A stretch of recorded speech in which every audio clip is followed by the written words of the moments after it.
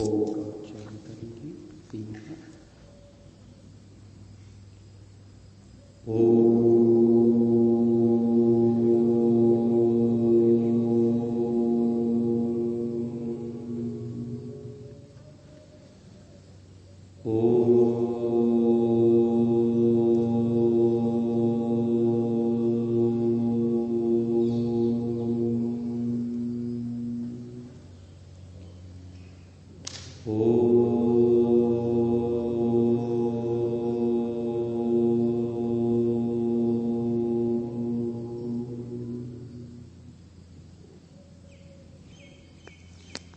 धर्मप्रेमी सज्जनों, मनुस्मृति का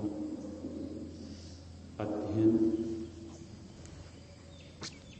मनुष्य के 2 इतिहास मिलते हैं, एक विद्या का इतिहास और दूसरा वंश परंपरा का इतिहास। जैसे आज वर्तमान में हम जिस परिवार में हैं, हमारी वंश परंपरा का इतिहास मिलता है। हमारे पिताजी, दादाजी, उनके पिताजी, वो पीछे पीछे पीछे अब कितना भी चलते चले जाइए, हमारी वंश परंपरा का इतिहास और विद्या का इतिहास 2 इतिहास हैं। राजाओं के इतिहास को देखते हैं तो सबसे पहला राजा और उसके बाद जो राज परंपरा चली, वो पूरा इतिहास हमारे आर्यवर्त देश में विद्यमान है। कुछ लोग कहते हैं कि इतने लंबे समय की गणना इन भारत वालों ने कैसे कर ली, क्योंकि उनकी बुद्धि 5000 वर्ष से आगे नहीं जाती। तो हमारे भारत वालों ने करोड़ों वर्षों की काल गणना इस तरह से की कि नित्य प्रति जो हम संकल्प पाठ पढ़ते हैं, ये परंपरा आज की नहीं है। जल हाथ में लिया और संकल्प पाठ पढ़ते हैं। इस संकल्प पाठ में 3-4 चीजें हैं। इस संकल्प पाठ में एक तो इतिहास है। इतिहास कितना पुराना, कब से हमारी सृष्टि चली आई हुई है वो।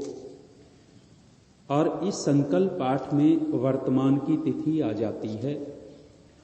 इसी संकल्प पाठ में कि हम क्या कार्य कर रहे हैं वो आ जाता है। और संकल्प पाठ में जो कार्य कर रहे हैं उसका उद्देश्य क्या है वो भी आ जाता है। तो ऋषियों के जमाने से लेकर के आज तक संकल्प पाठ पढ़ते आए हैं, इसलिए इतनी लंबी काल गणना हमारे पास आ गई। तो 1,48,53,120वां वर्ष आज वर्तमान में जो चल रहा है, वो ऋषियों की परंपरा से रोजाना बोलते रहे, एक दिन जोड़ते रहे और बोलते रहे, तो लगातार एक दिन जोड़ते जोड़ते आज इतनी लंबी वर्ष परंपरा हमारे पास है समय की। तो इतने समय में विद्या का भी इतिहास रहा। विद्या कहाँ से चली, किसने कहाँ से ली, आदि आदि और आगे बढ़ते चले गए। तो ये जो मनुस्मृति है, ये विद्या की दृष्टि से है। जो विद्या का स्रोत माना जाता है, मुख्य स्रोत तो परमात्मा विद्या का स्रोत है, 4 वेदों को देने वाला। और 4 वेदों को जिसको दिया, अग्नि, वायु, आदित्य, अंगिरा, 4 ऋषियों को, उन 4 ऋषियों ने महर्षि ब्रह्मा को पढ़ाया था। और ऋषि ब्रह्मा को पढ़ाया तो ब्रह्मा के बाद विद्या की परंपरा चल पड़ी। और ये वेद लिखे कब गए, ये शास्त्र लिखे कब गए? जो हम ये लिपि देखते हैं, अक्षर की बनावट जो है, ये अक्षर की बनावट जैसी आज है ऐसी ही पहले हो, ऐसा नहीं कह सकते। अक्षरों की बनावट तो हम बदल सकते हैं, लेकिन उच्चारण जो है वो उच्चारण पहले था, आज भी है और आगे भी वैसा ही रहेगा। अ का अ, आ, ई आदि जो उच्चारण हैं, ये उच्चारण पहले भी ऐसे ही बोले जाते थे, आज भी ऐसे बोले जाते हैं, आगे भी ऐसे बोले जाएंगे। लेकिन जो हमने एक चिन्ह बना रखा है ई, ये यही चिन्ह पहले हो ऐसा नहीं कह सकते, कोई और संकेत उन लोगों ने दे रखा हो। जैसे पहले के आप लोग जानते हैं अ जो लिखा जाता था, अ किस तरह लिखते थे, प लिखते और 3 डंडियां सी उसके किनारे पर कर देते थे। आप लोगों ने पढ़ा होगा, पहले कायदे में वैसा ही अ पढ़ते थे। जैसा आजकल अ पढ़ते हैं ऐसा नहीं होता था। आजकल तो ये 3 का बनाया, इसमें ये अ बनता है। आज के बच्चों को वो पुराना अ नहीं ध्यान होगा। पहले का अ ये प करते थे और ये ऐसे होता था, वो 3 डंडियां होती थी। पहले अ का निशान ये होता था, अब बदल गया। झ जो होता था, झ पढ़ते थे तो पहले किस तरह से पढ़ते थे, वो ऐसा कुछ होता था, झ लिखने का नहीं या। और आजकल झ कैसा बनाते हैं, ई लिखते हैं, इसके साथ में डंडा और वो झ का निशान बदल गया। तो जैसे आज अक्षरों की बनावट कुछ बदल दी है, पहले कुछ और हो, आज कुछ और है। तो जो विद्या का इतिहास है, ये लिपि जो है, लिपि बदली जा सकती है। हम जो ओम लिखते हैं, ओ बीच में 3 का अंक और म, ओ, पहले ओम कैसे लिखा जाता था, जिसको हमने विभाग कर लिया कि ये पौराणिकों का ओम और ये वैदिकों का ओम। ये गलत है, ऐसा निर्णय, ऐसा अलग अंतर करना। ये जो ओम होता था ऐसे करते थे, यूं थोड़ा सा और वो बिंदी लगा देते थे ऊपर। ये एक लिपि होती थी।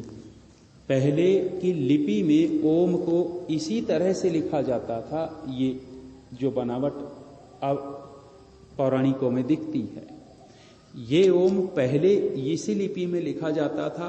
और उस बीच के काल में ओम का लिखने का क्या तरीका था, जो स्वस्तिक चिन्ह बनाते हैं, स्वस्तिक चिन्ह जानते हैं ना, स्वस्तिक चिन्ह ये होता था।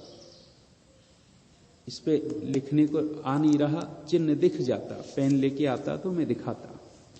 तो स्वस्तिक चिन्ह जो है, स्वस्तिक चिन्ह जो हम बोलते हैं आजकल, वो स्वस्तिक चिन्ह ओम के रूप में ही लिखा जाता है।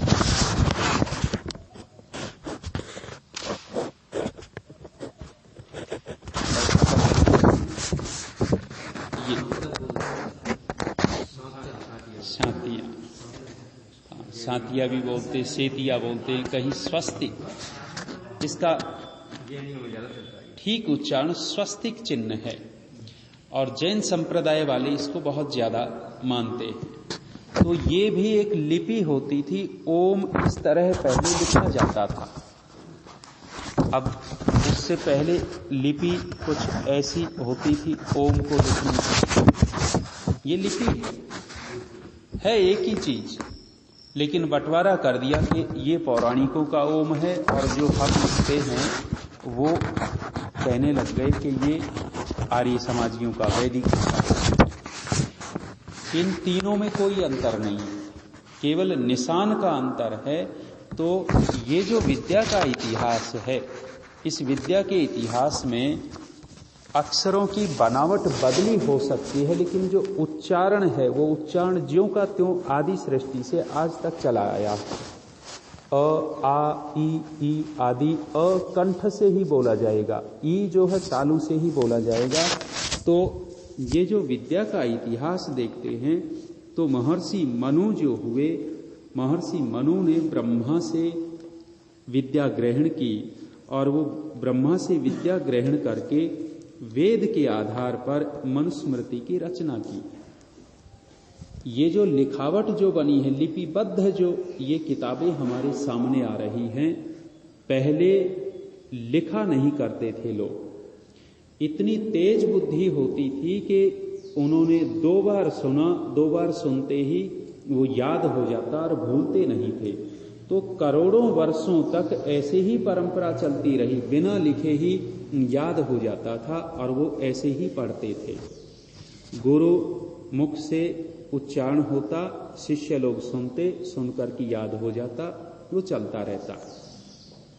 ये जो वेद लिपिबद्ध जो हुए हैं, राजा राम के एक वंशज हुए हैं इक्ष्वाकु। इक्ष्वाकु राजा हुए। इक्ष्वाकु राजा के समय उससे पहले थोड़ा थोड़ा बुद्धि का स्तर गिरता जा रहा था और एकदम याद नहीं कर पा रहे थे लोग। तो उस समय इन अक्षरों को की लिपि बनाई, अक्षरों की बनावट बनाई और बनावट करके राजा इक्ष्वाकु के समय ये वेदों का लिखना प्रारंभ हुआ, लिपिबद्ध हुए। तो विद्या का जो इतिहास है, महर्षि मनु ने ये आदि सृष्टि में मनुस्मृति बना दी और मनुस्मृति बना करके वो बोलते थे, लोग सुनते थे, उनको याद हो जाता था और बहुत काल के बाद ये लिखित रूप में हमारे सामने आई। मनुस्मृति में धर्म अधर्म, कर्तव्य अकर्तव्य, राजनीति, व्यवहार आदि सब बातें दी हुई हैं। तो बहुत सारे ऋषि लोग मिलकर के महर्षि मनु के पास गए और ऋषि मनु के पास जाकर के उन ऋषियों ने ऋषि मनु से धर्मोपदेश की इच्छा की और तब महर्षि मनु ने उन ऋषियों को धर्मोपदेश दिया और उस धर्मोपदेश में पहले उन्होंने सृष्टि उत्पत्ति की रचना बताई कि कैसे संसार बना। सबसे पहले परमात्मा 3 चीजों को लेता है, सत्व, रज और तम। 3 कण बिखरे हुए होते हैं, अंधकार छाया हुआ होता है प्रलय अवस्था में। उन 3 कणों को लेकर के साम्य अवस्था उनकी समता लाते हैं। उन तीनों को इकट्ठा करके एक चीज बनाई जाती है जिसको मूल प्रकृति कहते हैं। जैसे हमने आटा लिया, आटे के बिखरे हुए कणों को इकट्ठा कर लिया। अब बिखरे हुए कणों को इकट्ठा किया तो उस आटे से हम पूड़ी भी बना सकते हैं, उसी आटे से लड्डू भी बना सकते हैं, उसी आटे से जो चीज चाहे रोटी बना सकते हैं, आदि आदि। तो ऐसे ही अलग अलग कण बिखरे पड़े थे, परमात्मा ने उनको इकट्ठा किया, उनसे एक चीज बनाई जिसका नाम रखा प्रकृति। और प्रकृति से फिर एक और चीज बनाई जिसका नाम रखा बुद्धि, महतत्व। उससे एक और चीज बनाई जिसका नाम रखा अहंकार। अहंकार अभिमान वाला नहीं, तत्व रूप में, चीज रूप में। उस अहंकार से परमात्मा ने 10 इंद्रियां बनाई, 1 मन बनाया और 5 सूक्ष्म भूत बोलते हैं, तन्मात्रा बोलते हैं।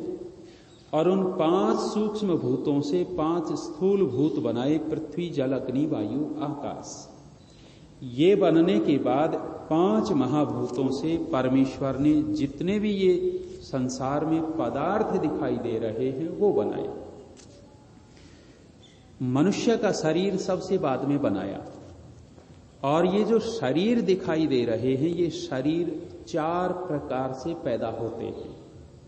4 प्रकार कौन से? एक कहते हैं अंडज, दूसरा जेरज, तीसरा उद्भिज, चौथा स्वेदज। अर्थात कुछ शरीर ऐसे होते हैं जो अंडे में आकर के पैदा होते हैं, जैसे पक्षी आदि। पक्षी है, सांप है, छिपकली है, मगरमच्छ है।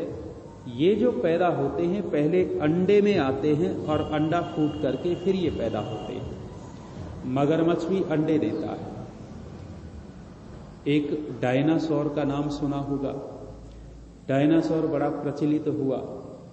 डायनासोर भी अंडे दिया करता था और उसका अंडा कितना बड़ा होता था? उसका एक अंडा इतना बड़ा कि एक ट्रक में रखा जाए, इतना बड़ा अंडा देता था। और वो डायनासोर कितने बड़े बड़े हो सकते थे, वैज्ञानिकों ने खोज की और खोज करके ये देखा कि एक डायनासोर कम से कम 100 फीट लंबा हो सकता था। 100 फीट लंबा और 20-30 फीट मोटा, इतना बड़ा जानवर हुआ करता था। इस डायनासोर का पता कैसे लगा कि करोड़ों वर्ष पहले ऐसा भी कोई जानवर था? मैंने एक बहुत बड़े विचारक से सुना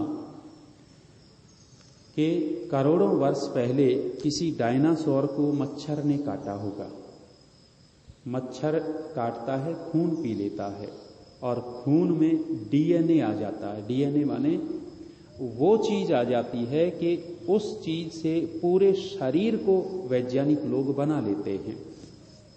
तो मच्छर ने डायनासोर को काटा, उसका खून पिया, पेट में मच्छर के खून भर गया। मच्छर कहीं बैठा हुआ था, ऊपर से गोंद टपक रहा था। गोंद, बबूल आदि पे गोंद आ जाता है, वो गोंद टपक रहा था। वो गोंद मच्छर के ऊपर गिर गया। मच्छर के ऊपर वो गोंद गिर गया, मच्छर उसी गोंद में बंद हो गया और वो जो मच्छर के अंदर जो था खून वो खराब नहीं हुआ, वो वहीं पैक हो गया। पैक हो गया तो कह रहे हैं कि वैज्ञानिक लोगों को कैसे वो मिला, कुछ वर्षों पहले वो मिल गया। उन्होंने देखा और निकाल करके देखा तो वो खून का कण मिल गया। वो खून का कण मिला तो डीएनए देखा गया और उस डीएनए से उन्होंने ये देखा कि ये कितना बड़ा शरीर हो सकता है। फिर खोज शुरू हो गई, खुदाई शुरू हुई तो खुदाई में इतने बड़े शरीर का जानवर मिला। अहमदाबाद में वो हड्डियां और जोड़ करके बना रखा है, लगभग हमारी यज्ञशाला इतना बड़ा जानवर है। तो उस समय मांसाहारी डायनासोर भी होते थे, शाकाहारी भी होते थे और इतनी ताकत होती थी कि डायनासोर का मुंह हमारी छत पर आए और एक बार यूं करे तो पूरा का पूरा बिल्डिंग को ध्वस्त कर देवे, इतनी ताकत होती थी। दिखाते हैं आजकल दूरदर्शन आदि पर। तो ये जो शरीर हैं ये अंडों से पैदा हुए हैं। छिपकली का शरीर अंडे से, डायनासोर का अंडे से, मगरमच्छ का अंडे से, पक्षियों के शरीर जो है वो अंडे से पैदा होते हैं। तो जो शरीर पैदा होता है, महर्षि मनु कहते हैं 4 तरह से शरीर पैदा होता है। अंडज, अंडे से पैदा होना। दूसरा शरीर होता है उद्भिज। उद्भिज माने जो जमीन को फोड़ करके पैदा होते हैं। जमीन को फोड़ करके क्या क्या पैदा होते हैं? मुख्य रूप से जमीन को फोड़ करके ये वृक्ष, वनस्पति आदि पैदा होते हैं। बीज डल गया, बीज डलने के बाद अंकुरित होता है, वो जमीन को फोड़ करके आप गेहूं बो देते हैं। गेहूं बोने के बाद हल्की बूंदाबांदी हो जाए, बूंदाबांदी होने के बाद क्या हो जाता है, ऊपर पपड़ी जम जाती है और पपड़ी जम जाती है तो किसान लोग क्या कहते हैं कि भाई इस पपड़ी को तोड़ दिया जाए तो गेहूं ठीक से उगेंगे, और यदि कठोर पपड़ी हो जाए तो गेहूं आराम से नहीं उग पाते, बहुत सारे नीचे ही रह जाते हैं। तो फिर भी जो नरम जमीन होती है उस पपड़ी को फोड़ करके, जमीन को फोड़ करके जो पैदा होते हैं उसको उद्भिज कहते हैं। वनस्पति और औषधि, औषधि और वनस्पति में अंतर क्या है? दोनों में अंतर ये है कि औषधि उसको कहा जाता है कि पहले फूल आता है और फिर फल आता है। पहले फूल आए और फिर फल बने, उसको कहते हैं औषधि। जैसे आम जो है, पहले आम के पेड़ पर फूल आता है फिर फल आता है। अमरूद के पेड़ पर पहले फूल आता है फिर फल आता है। तो ऐसे ही गेहूं जो होता है, गेहूं के ऊपर भी वो आता है ना, पहले वो बौर बोलते हैं उसको, पहले वो आता है और फिर दाने आते हैं। तो औषधि वो है जहां फूल पहले आए और बाद में फल आए, और वनस्पति उसको कहते हैं जहां सीधा ही फल आ जाए, बिना फूल के सीधा फल आए उसको वनस्पति कहते हैं। जैसे ये पीपल, पीपल के पेड़ पर फूल नहीं आते, सीधा फल आता है। गूलर है, बरगद है, इनके जो फल हैं जी, हाँ, इस तरह की जो हैं उनको वनस्पति कहते हैं। तो ये उद्भिज शरीर हुआ। तीसरा शरीर होता है स्वेदज शरीर। स्वेदज माने पसीने से पैदा जो जीव होते हैं उसको स्वेदज कहते हैं। जैसे जूं होती है, जूं है, खटमल है, आदि आदि, ये जहां गर्मी होगी पसीना सा आएगा और वहां ये जीव पैदा हो जाते हैं, उसको स्वेदज कहते हैं। और चौथा शरीर होता है जेरज शरीर। जेरज शरीर माने जेर में लिपट करके जो शरीर पैदा होते हैं उसको जेरज शरीर कहते हैं। अर्थात मनुष्य का जो शरीर है वो जेर में लिपट करके पैदा होता है। पशुओं का, गाय भैंस आदि, बकरी आदि जो बच्चा देती हैं वो जेर में लिपटे हुए बच्चे होते हैं, सीधा शरीर नहीं होता। तो महर्षि मनु कहते हैं कि 4 तरह से ये शरीर पैदा होते हैं। एक अंडज, दूसरा उद्भिज, तीसरा स्वेदज, चौथा जेरज शरीर। तो ये सृष्टि प्रक्रिया महर्षि मनु बता रहे हैं कि संसार में ये सब पदार्थ बने, और पदार्थ बने तो कह रहे हैं सर्वेषां तु स नामानि कर्माणि च पृथक पृथक वेद शब्देभ्य एव आदौ पृथक संस्थाश्च निर्ममे। महर्षि मनु कहते हैं कि परमात्मा ने जितने भी पदार्थ रचे हैं इनके नाम और काम परमात्मा ने ही निर्धारित किए हैं। गाय को गाय हम नहीं कहते, ये नाम परमात्मा ने ही रखा है। पर्वत जो नाम रखा है मनुष्यों ने नहीं रखा, पर्वत नाम पर्वत का परमात्मा ने ही रखा है। और जितने भी नाम दिखाई दे रहे हैं वो परमेश्वर के दिए हुए हैं। कुछ नाम हमने भी रख रखे हैं, जैसे इसका नाम परमात्मा ने नहीं रखा, इसका नाम हमने रखा है मोबाइल। कंप्यूटर है, कंप्यूटर का नाम परमात्मा ने नहीं रखा, हमने रखा है। लेकिन जो परमात्मा ने चीजें बनाई हैं उन सब का नाम परमेश्वर ने ही रखा, और उनका काम भी निर्धारित किया कि गाय का काम क्या है, दूध देना। मनुष्यों में भी कार्य अलग अलग निर्धारित किए कि ब्राह्मण का कार्य क्या होगा, क्षत्रिय का क्या होगा, वैश्य का क्या होगा, आदि आदि। वो सारे नाम और काम परमात्मा ने विभाजित किए हैं। तो महर्षि मनु ने ये सब यहाँ दिया हुआ है। धीरे धीरे और चर्चा करेंगे, तो विराम देते हैं। ओम शांति।